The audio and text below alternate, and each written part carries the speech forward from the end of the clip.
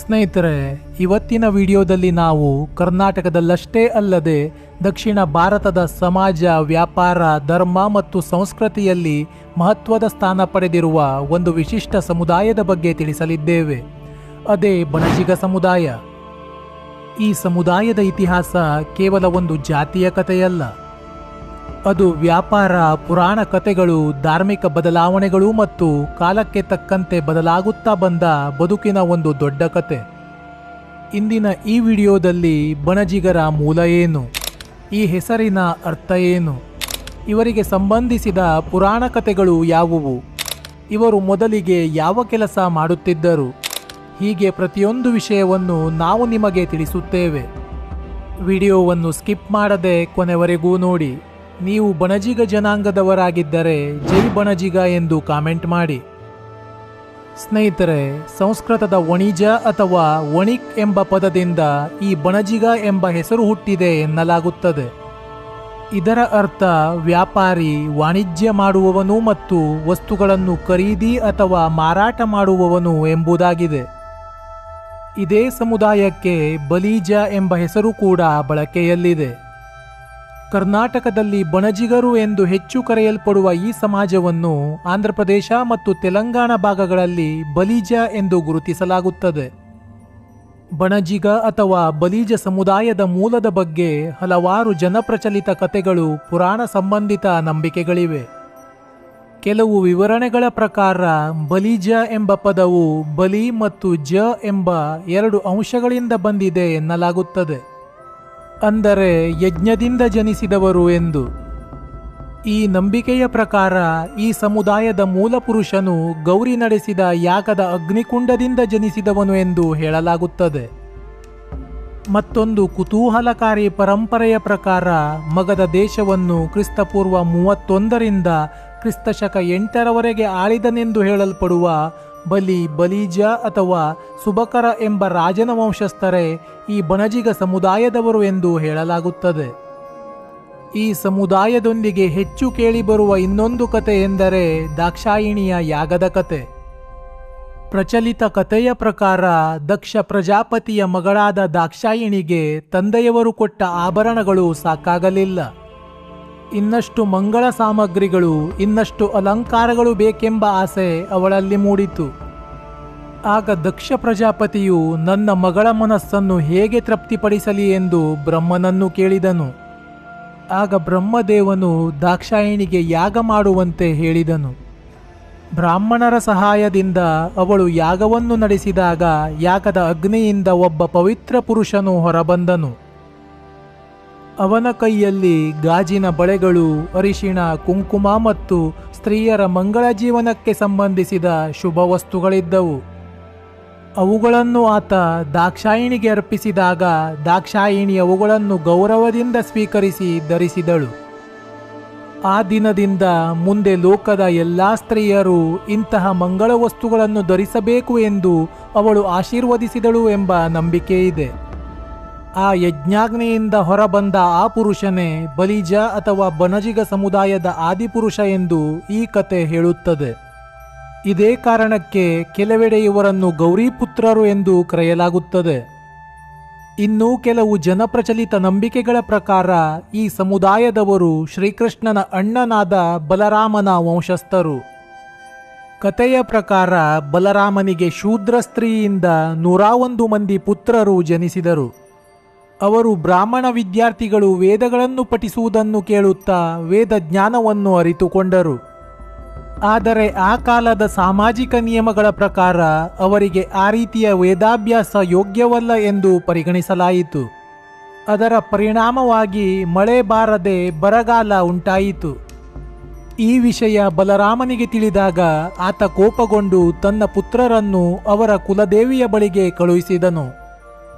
ಆಗ ದೇವಿಯು ಅವರಿಗೆ ತಮ್ಮ ಬದುಕಿನ ಸರಿಯಾದ ಮಾರ್ಗವನ್ನು ತಿಳಿಸಿ ನಿಮ್ಮ ಜೀವನ ವ್ಯಾಪಾರದಲ್ಲಿ ಇದೆ ಎಂದು ಬೋಧಿಸಿದಳು. ಅಷ್ಟೇ ಅಲ್ಲದೆ ಜೀವನ ಆರಂಭಿಸಲು 7 ಕುಡಿಕೆ ತುಂಬ ನಾಣ್ಯಗಳನ್ನು ಬಂಡವಾಳವಾಗಿ ಕೊಟ್ಟಳು ಎಂಬ ನಂಬಿಕೆಯೂ ಇದೆ. ಈ ಕಥೆಯ ಅರ್ಥ ಏನೆಂದರೆ ಬಣಜಿಗ ಸಮುದಾಯಕ್ಕೆ ವ್ಯಾಪಾರವು ಕೇವಲ ಉದ್ಯೋಗವಲ್ಲ, ಅದು ದೇವತೆ ಅನುಗ್ರಹಿಸಿದ ಜೀವನ ಮಾರ್ಗ ಎಂಬುದು. ಇನ್ನೊಂದು ಕಥೆಯ ಪ್ರಕಾರ ಪೃಥ್ವಿ ಮಲ್ಲಚೆಟ್ಟಿ ಎಂಬ ವ್ಯಕ್ತಿಯನ್ನು ಬಣಜಿಗರ ಮೂಲ ಪುರುಷ ಎನ್ನಲಾಗುತ್ತದೆ. ಈ ಕಥೆಯ ಪ್ರಕಾರ ಅವನ ಮೊದಲ ಹೆಂಡತಿ ವೈಷ್ಣವ ಸಂಪ್ರದಾಯದವಳು. ಅವಳ ಸಂತತಿಯೇ ತೆಲುಗು ಬಣಜಿಗರು ಎಂದು ಹೇಳಲಾಗಿದೆ. ಎರಡನೆಯ ಹೆಂಡತಿ ಶಿವಭಕ್ತೆಯಾಗಿದ್ದಳು. ಅವಳ ಸಂತತಿಯನ್ನೇ ಮುಂದೆ ಲಿಂಗಾಯತ ಬಣಜಿಗರು ಎಂದು ಕರೆಯಲಾಯಿತು ಎನ್ನಲಾಗುತ್ತದೆ. ಸ್ನೇಹಿತರೆ, ಇತಿಹಾಸದ ಮತ್ತೊಂದು ಪ್ರಮುಖ ಭಾಗವನ್ನು ನೋಡಿದರೆ ಬಣಜಿಗ ಸಮುದಾಯವು ಹಲವು ಧಾರ್ಮಿಕ ಹಂತಗಳನ್ನು ದಾಟಿಕೊಂಡು ಬಂದಿದೆ ಎಂದು ತಿಳಿಯುತ್ತದೆ. ಕೆಲವು ದಾಖಲೆಗಳ ಪ್ರಕಾರ ಹಿಂದಿನ ಕಾಲದಲ್ಲಿ ಈ ಸಮುದಾಯದ ದೊಡ್ಡ ಭಾಗ ಜೈನ ಧರ್ಮದ ಜೊತೆ ಸಂಪರ್ಕ ಹೊಂದಿತ್ತು ಎಂಬ ಉಲ್ಲೇಖಗಳಿವೆ. ನಂತರ ಕಾಲ ಬದಲಾದಂತೆ ವೈಷ್ಣವ ಸಂಪ್ರದಾಯಕ್ಕೂ ಬಳಿಕ ಲಿಂಗಾಯತ ಧಾರ್ಮಿಕ ಪರಂಪರೆಗೂ ಇವರಲ್ಲಿ ಹಲವರು ಸೇರಿಕೊಂಡರು. ಅಂದರೆ ಬಣಜಿಗ ಸಮುದಾಯದ ಇತಿಹಾಸವು ಒಂದೇ ಧರ್ಮದ ಚೌಕಟ್ಟಿನಲ್ಲಿ ಉಳಿದುಕೊಂಡಿಲ್ಲ. ಇಂದಿನ ದಿನಗಳಲ್ಲಿ ಕರ್ನಾಟಕದ ಅನೇಕ ಬಣಜಿಗರು ಲಿಂಗಾಯತ ಸಮುದಾಯದ ಪ್ರಮುಖ ಒಳಪಂಗಡಗಳಲ್ಲಿ ಒಂದಾಗಿ ಗುರುತಿಸಲ್ಪಡುತ್ತಾರೆ. ಇತಿಹಾಸದ ಪುಟಗಳನ್ನು ತಿರುವಿ ಹಾಕಿದರೆ ಬಣಜಿಗರು ಕೇವಲ ಸಾಮಾನ್ಯ ವ್ಯಾಪಾರಿಗಳಾಗಿರಲಿಲ್ಲ, ಬದಲಾಗಿ ಅತ್ಯಂತ ಶ್ರೀಮಂತ ಮತ್ತು ಪ್ರಭಾವಶಾಲಿ ವರ್ತಕರಾಗಿದ್ದರು ಎಂಬುದು ಸ್ಪಷ್ಟವಾಗುತ್ತದೆ. ವಿಶೇಷವಾಗಿ ಚಾಲುಕ್ಯ ಮತ್ತು ವಿಜಯನಗರ ಸಾಮ್ರಾಜ್ಯದ ಕಾಲದಲ್ಲಿ ಇವರು ಅತ್ಯಂತ ಪ್ರಸಿದ್ಧ ವ್ಯಾಪಾರಿ ಸಂಘವನ್ನು ರಚಿಸಿದ್ದರು. ಅಂದಿನ ಕಾಲದಲ್ಲಿ ದಕ್ಷಿಣ ಭಾರತದ ಆರ್ಥಿಕತೆ, ಆಮದು ರಫ್ತು ಮತ್ತು ಮಾರುಕಟ್ಟೆಯನ್ನು ನಿಯಂತ್ರಿಸುವ ಮಟ್ಟಿಗೆ ಈ ವ್ಯಾಪಾರಿ ಸಂಘ ಶಕ್ತಿಶಾಲಿಯಾಗಿತ್ತು. ಇದು ಬಣಜಿಗ ಸಮುದಾಯದ ಆರ್ಥಿಕ ಶಕ್ತಿ, ವ್ಯಾಪಾರ ಕೌಶಲ್ಯ ಮತ್ತು ಸಂಘಟನಾ ಸಾಮರ್ಥ್ಯಕ್ಕೆ ಇತಿಹಾಸದಲ್ಲಿರುವ ಅತಿದೊಡ್ಡ ಸಾಕ್ಷಿಯಾಗಿದೆ. ಬಣಜಿಗ ಸಮುದಾಯದೊಳಗೆ ಹಲವು ಒಳಪಂಗಡಗಳಿವೆ ಎಂಬುದು ಗಮನಾರ್ಹ ಸಂಗತಿ. ಪ್ರದೇಶ, ಭಾಷೆ, ವೃತ್ತಿ ಮತ್ತು ಧಾರ್ಮಿಕ ಆಚರಣೆಗಳ ಆಧಾರದ ಮೇಲೆ ಇವರಲ್ಲಿ ಬದಲಾವಣೆಗಳು ಕಂಡುಬರುತ್ತವೆ. ಇವರಲ್ಲಿ ಆದಿಬಣಜಿಗ, ದಾಸಬಣಜಿಗ, ತೋಟ ಬಣಜಿಗ ಹೀಗೆ ಅನೇಕ ಪಂಗಡಗಳಿವೆ. ಕೆಲವು ಪಂಗಡಗಳು ವೈಷ್ಣವ ಸಂಪ್ರದಾಯದತ್ತ ಹೆಚ್ಚು ಒಲವು ಹೊಂದಿದ್ದರೆ ಕೆಲವು ಪಂಗಡಗಳು ಲಿಂಗಾಯತ ಅಥವಾ ಶಿವಭಕ್ತ ಪರಂಪರೆಯೊಂದಿಗೆ ಬೆಸೆದುಕೊಂಡಿವೆ. ಇದರಿಂದ ಬಣಜಿಗ ಸಮಾಜವು ಹಲವು ಉಪಜಾತಿಗಳು, ಆಚರಣೆಗಳು ಮತ್ತು ಸ್ಥಳೀಯ ವೈಶಿಷ್ಟ್ಯವನ್ನು ಒಳಗೊಂಡ ಒಂದು ದೊಡ್ಡ ಸಮೂಹ ಎಂಬುದು ಸ್ಪಷ್ಟವಾಗುತ್ತದೆ. ಬಣಜಿಗ ಅಥವಾ ಬಲಿಜ ಸಮುದಾಯದ ಜನರು ಕರ್ನಾಟಕ ಮಾತ್ರವಲ್ಲದೆ ಆಂಧ್ರಪ್ರದೇಶ, ತೆಲಂಗಾಣ, ತಮಿಳುನಾಡು ಮತ್ತು ಕೆಲ ಗಡಿಭಾಗಗಳಲ್ಲಿ ವ್ಯಾಪಕವಾಗಿ ಕಂಡುಬರುತ್ತಾರೆ. ಸ್ನೇಹಿತರೆ, ಪ್ರತಿ ಸಮುದಾಯದಂತೆ ಬಣಜಿಗ ಸಮುದಾಯವು ಕಾಲಕ್ರಮೇಣ ಅನೇಕ ಸವಾಲುಗಳನ್ನು ಎದುರಿಸಿದೆ.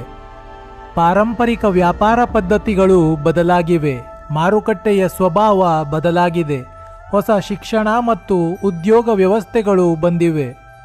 ಗ್ರಾಮೀಣದಿಂದ ನಗರ ಜೀವನಕ್ಕೆ ಬಹಳ ಬದಲಾವಣೆಗಳು ನಡೆದಿವೆ. ಇಂತಹ ಬದಲಾವಣೆಗಳ ನಡುವೆ ತಮ್ಮ ಮೂಲ ಗುರುತನ್ನು ಉಳಿಸಿಕೊಂಡು ಹೊಸ ಕಾಲಕ್ಕೆ ಹೊಂದಿಕೊಳ್ಳುವುದು ಯಾವ ಸಮುದಾಯಕ್ಕೂ ಸುಲಭವಲ್ಲ. ಹಾಗಿದ್ದರೂ ಹೊಸ ಕಾಲದ ಸವಾಲುಗಳನ್ನು ಸಮರ್ಥವಾಗಿ ಎದುರಿಸುತ್ತಾ ಈ ಸಮಾಜ ಮುನ್ನುಗ್ಗುತ್ತಿದೆ. ಸ್ನೇಹಿತರೆ, ಇದಾಗಿತ್ತು ಬಣಜಿಗ ಸಮುದಾಯದ ರೋಚಕ ಇತಿಹಾಸ. ಈ ಜನಾಂಗದ ಬಗ್ಗೆ ನಿಮ್ಮ ಅನಿಸಿಕೆಗಳನ್ನು ಕಾಮೆಂಟ್ ಮೂಲಕ ನಮಗೆ ತಿಳಿಸಿ. ನೀವು ಬಣಜಿಗ ಜನಾಂಗದವರಾಗಿದ್ದರೆ ಜೈ ಬಣಜಿಗ ಎಂದು ಕಾಮೆಂಟ್ ಮಾಡಿ. ಈ ವಿಡಿಯೋ ನಿಮಗೆ ಇಷ್ಟವಾಗಿದ್ದರೆ ದಯವಿಟ್ಟು ಲೈಕ್ ಮಾಡಿ ಮತ್ತು ಶೇರ್ ಮಾಡಿ. ಇಂತಹ ಮತ್ತಷ್ಟು ಆಸಕ್ತಿದಾಯಕ ವಿಡಿಯೋಗಳಿಗಾಗಿ ನಮ್ಮ ಚಾನಲ್ಗೆ ಮರೆಯದೆ ಸಬ್ಸ್ಕ್ರೈಬ್ ಮಾಡಿ. ಮುಂದಿನ ವಿಡಿಯೋದಲ್ಲಿ ಮತ್ತೊಂದು ಅದ್ಭುತ ವಿಷಯದೊಂದಿಗೆ ಮತ್ತೆ ಸಿಗೋಣ. ನಮಸ್ಕಾರ.